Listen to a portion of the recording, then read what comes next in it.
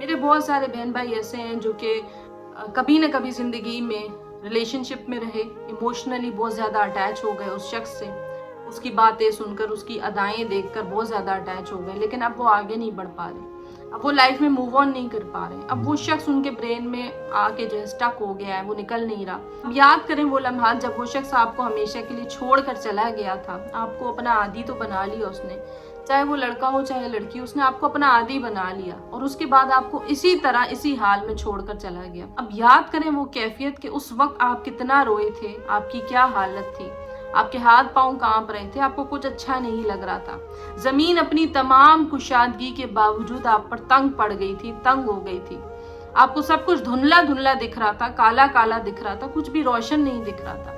ये सब निशानियां हैं दिल टूटने की, दिल दुखने की। ये निशानियां, जब इंसान को तकलीफ पहुंचती है, उसका दिल दुखता है, तो ये निशानियां होती हैं, ये सिम्टम्स होते हैं कि आपको कुछ भी अच्छा नहीं लगता, आपको सब कुछ बुरा लगता है, आपको घर भारी लगता है, अपने कंधे आपको भारी लग रहे होते हैं, अपनी जात आपको बोझल लग रही होती है, आप अपना बोझ तक नहीं बर्दाश्त कर पाते।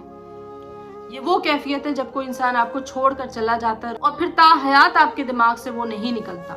सबसे पहली चीज ये कि इस रियलिटी को एक्सेप्ट कर लें कि वो आपको छोड़कर जा चुका, अब उसने दोबारा आपकी जिंदगी में नहीं आना। जरा ये सोचें कि कोई भी शख्स जो आपसे मोहब्बत करता है हकीकी मायने में, आप तो कहते हैं कि हम दोनों एक दूसरे को बहुत ज्यादा प्यार करते थे, हमारे दिल में एक दूसरे के लिए मोहब्बत थी, अगर कोई शख्स हकीकी मायने में आपको मोहब्बत करता है तो वो आपको छोड़कर कैसे चला गया? बल्कि फैक्ट तो ये है कि उस शख्स को पहले दिन से पता होता है कि मैंने इसके साथ शादी नहीं करनी, मैं बस रबड़ की तरह इस रिलेशन को घसीट रहा हूँ, मैंने इस शख्स से शादी नहीं करनी है, मैंने इस लड़की से नहीं करनी शादी।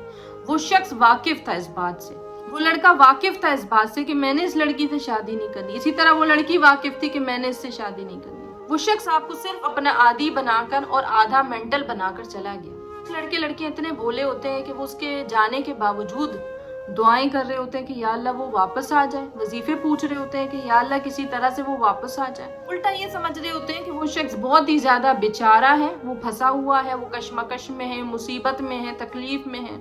ना वो बेचारा है, ना वो कशमकश में है, ना तकलीफ में है, वो अपनी मर्जी के साथ आपको छोड़ के जा चुका।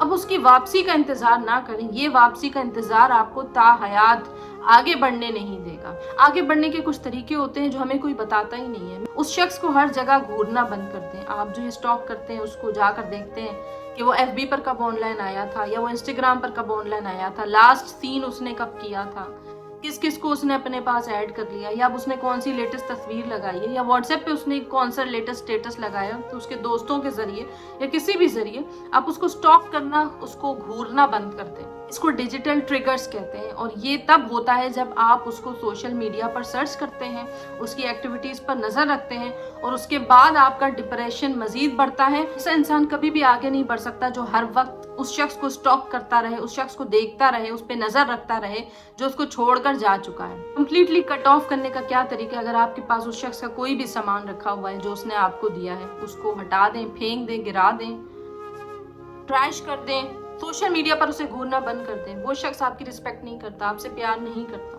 प्यार आपसे सिर्फ एक जात करती है, और वो अल्लाह ताला की जात है जो 70 माओं से ज्यादा इंसान से प्यार करता है। कोशिश करें आगे बढ़ने की, वहीं पर खड़े रहेंगे, रोते रहेंगे, कुछ भी नहीं होगा, अपनी लाइफ में आगे नहीं बढ़ पाएंगे।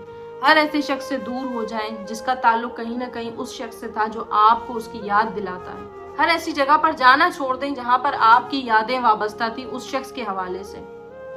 हर ऐसी चीज को देखना और पहनना छोड़ दें जिससे आपको वो शख्स याद आता है। आपने ये काम अपनी जात पर खुद ही करना है, कोई और नहीं आएगा जो आपको हाथ से पकड़कर अपनी जिंदगी में आगे बढ़ने का तरीका सिखाएगा। उस शख्स से मुलाकात से पहले आपके कोई ना कोई शौक तो रहे होंगे। आप देखें कि आपका क्या शौक है। अगर गेम्स में आपका शौक है, पैसे जमा करें।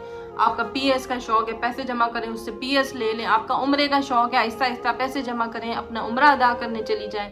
आपका अच्छा खाने का शौक है, दोस्तों के साथ घूमने का शौक है, दोस्तों के साथ घूमें, उसको भूलने की कोशिश करें। कुछ लोग गम को अपने दिल के अंदर रख लेते हैं, वो गम को मनाते नहीं हैं, रोते नहीं हैं, आंसू नहीं निकालते।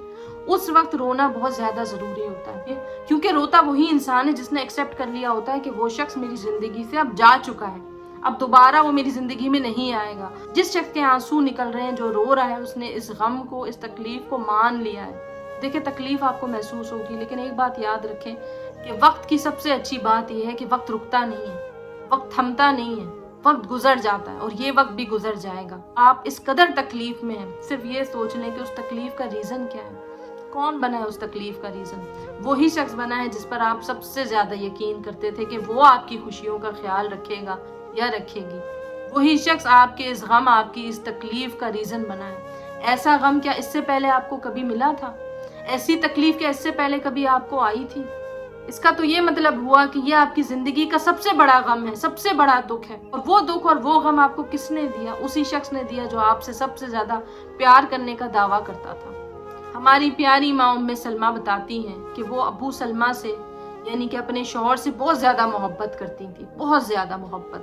اور ایک جنگ میں ابو سلمہ شہید ہو گئے. ام سلمہ کے پاس نبی پاک صلی اللہ علیہ وسلم کی تعلیمات تھی اور آپ نے دعا پڑھی, انا للہ و انا الیہ راجعون, اللہم اجرنی فی مصیبتی واخلف لی خیرا منہا, کہ بے شک ہم اللہ تعالیٰ کے ہیں اور اللہ تعالیٰ کے پاس ہی لوٹ کر جانا ہے, اور یا اللہ مجھے جو یہ مصیبت پہنچی ہے اس کے بدلے میں مجھے خیر عطا فرما, کچھ ایسا عطا فرما جس سے میں خوش ہو جاؤں. ام سلمہ نے یہ دعا تو پڑھ لی کیونکہ نبی پاک صلی اللہ علیہ وسلم کی تعلیمات میں سے تھی کہ جب کوئی نقصان پہنچے تو یہ دعا پڑھنی چاہیے. آپ نے یہ دعا تو پڑھ لی, کلمات تو ادا کر لیے, لیکن آپ سوچتی تھی کہ ایسا کون سا شوہر مجھے مل سکتا ہے جو ابو سلمہ سے زیادہ پیارا ہو. میرے دل میں تو ان کے لیے اس قدر محبت تھی, اس قدر عشق تھا, ایسا کون سا شوہر ہوگا جو ان سے زیادہ اچھا ہوگا. ام سلمہ کے لیے پھر مختلف گھرانوں سے رشتے آئے. اب یہاں پر یہ پوائنٹ بھی آپ نوٹ کریں کہ اس زمانے میں ایک ودوا جو ہوتی تھی, ایک وڈو جو ہوتی تھی, بیوہ ہوتی تھی, اس سے معیوب نہیں سمجھا جاتا تھا. یہ نہیں سمجھا جاتا تھا کہ وہ ایسی عورت ہے کہ اب اس سے کوئی شادی نہیں کر سکتا, بلکہ ملٹیپل رشتے ان کے آئے. اور اس کے بعد جب آپ کی عدت پوری ہو گئی تو نبی پاک صلی اللہ علیہ وسلم نے رشتہ بھیجا اور ام سلمہ نے ایکسیپٹ کیا. اور پھر نبی پاک سے بہتر کون شوہر ہو سکتا ہے؟ پھر ام سلمہ کو ان آیات کا مطلب سمجھ آیا کہ جب بھی نقصان پہنچے ان آیات کے ذریعے اللہ تعالیٰ سے رجوع کیا جائے. کیا اللہ تعالیٰ کے پاس اپنے اچھے بندوں کی کمی ہے جو آپ کو ایک اچھا سا لڑکا نہیں دے سکتا؟ بالکل دے سکتا ہے. کیا اللہ کے پاس پیاری بندیوں کی کمی ہے جو آپ کو ایک اچھی سی لڑکی نہیں دے سکتا؟ بالکل دے سکتا ہے. لیکن آج ہم نے یقین کرنا چھوڑ دیا ہے, آج ہم نے اللہ پر بھروسہ رکھنا چھوڑ دیا ہے. اللہ کی محبت ہمارے دلوں میں اس طرح نہیں رہی. ہم سب کے ذہنوں میں کچرا بھرا ہوا ہے کہ نہیں اسی سے شادی کرنی ہے. اب جب وہ آپ کو چھوڑ کر چلا گیا ہے, جب کلیئر کٹ بول دیا, آپ کو بلاک کر دیا, آپ سے تعلق ختم کر دیا ہے, اب آپ کس امید میں بیٹھے ہیں کہ اس نے دوبارہ آنا ہے, دوبارہ اسی طرح تکلیف دینی ہے؟ اب آگے بڑھیں, آگے بڑھنے کا وقت آ گیا ہے, لائف میں آگے نکلنے کا وقت آ گیا ہے. اپنے آپ کو بزی رکھیں. اب بزی رکھنے کا مطلب یہ نہیں ہے کہ موویز دیکھنے میں بزی رکھیں, ریلز دیکھنے میں بزی رکھیں. گھر سے نکلیں, اپنا ماحول بدلیں, ماحول تبدیل کریں. ایسے لوگوں میں اٹھیں بیٹھیں جن کے ساتھ اٹھنا بیٹھنا آپ کو اچھا لگے. میں آپ کے دکھ کو, آپ کی تکلیف کو سمجھ رہی ہوں. میں آپ کی درد بھری آنکھوں کو دیکھ کے سمجھ رہی ہوں کہ آپ کے اندر درد بھرا ہوا ہے. اور سم ٹائمز ہمیں تکلیف کو برداشت کرنا پڑتا ہے. میں نے آپ کو ڈیجیٹل ٹریگرز بتائے ہیں, یہ سب سے زیادہ اہم چیز ہے. یہ کیا ہوتی ہے کہ ہم اس شخص کے نمبر کو یا تو کبھی مس کال دینے لگ جاتے ہیں, کبھی اس کی آواز سننے کے لیے کسی اور نمبر سے رابطہ کر لیتے ہیں, کبھی اپنے دوست وغیرہ کو ریچ کرتے ہیں کہ آپ اس سے ہمارا رابطہ کروا دیں, کبھی ہم ان کو انسٹاگرام پر, یوٹیوب پر, فیس بک پر سرچ کرنے لگتے ہیں. یہ سب ڈیجیٹل ٹریگرز ہیں, یہ آپ کو آگے نہیں بڑھنے دیں گے. آج اپنے آپ سے وعدہ کریں کہ ہم اس کو سٹاک کرنا کمپلیٹلی طور پہ بند کر دیں گے. آپ اس دکھ پر صبر کریں اور صبر کے ساتھ یہ آیات پڑھیں جو کہ میں نے آپ کو بتائی ہیں. ہم لوگوں نے شادی کا مطلب, شادی کا مقصد غلط سمجھا ہوا ہے. ہم نبی کریم صلی اللہ علیہ وسلم کی امت ہیں, اس کے باوجود آج ہم سمجھتے ہیں کہ شادی کا تو بس ایک ہی مقصد ہے کہ ہماری ایموشنلی اور فزیکلی نیڈز پوری ہوں. شادی کا یہ مقصد نہیں ہے. شادی ایک براڈر کانسیپٹ ہے. ہم عام انسانوں کی طرح نہیں ہیں, ہم مسلمان ہیں, ہم کسی مقصد کے ساتھ پیدا کیے گئے ہیں. وہ مقصد تب پورا ہوتا ہے جب ہماری بیوی نیک ہوتی ہے, ہمارا شوہر نیک ہوتا ہے, ہماری اولاد نیک ہوتی ہے. بالی ووڈ, ہالی ووڈ موویز, یہ کے ڈراماز دیکھ دیکھ کر آج ہم نے اپنے ذہنوں میں کچرا بھر دیا ہے. اپنے ذہنوں کو پاک کرنے کی ضرورت ہے. اپنے آپ کو حقیقی طور پر مسلمان سمجھنے کی ضرورت ہے. اللہ تعالیٰ سے اپنا رشتہ مضبوط کرنے کی ضرورت ہے. بریک اپ ہو گیا ہے, دل ٹوٹ گیا ہے, میں آپ کے ایموشنز کی رسپیکٹ کرتی ہوں. میں صرف اتنا کہنا چاہوں گی کہ ایک مرتبہ آپ بے وقوف بن چکے ہیں, ایک مرتبہ وہ آپ کو چھوڑ کر جا چکا, آپ کو تکلیف دے چکا ہے. اب بار بار اس کے پاس جانے کی ضرورت نہیں ہے. اس کو بھولنے کی کوشش کریں. اللہ تعالیٰ نے آپ کے لیے خیر لکھی ہوئی اور خیر آپ تک پہنچ کے رہے گی انشاءاللہ.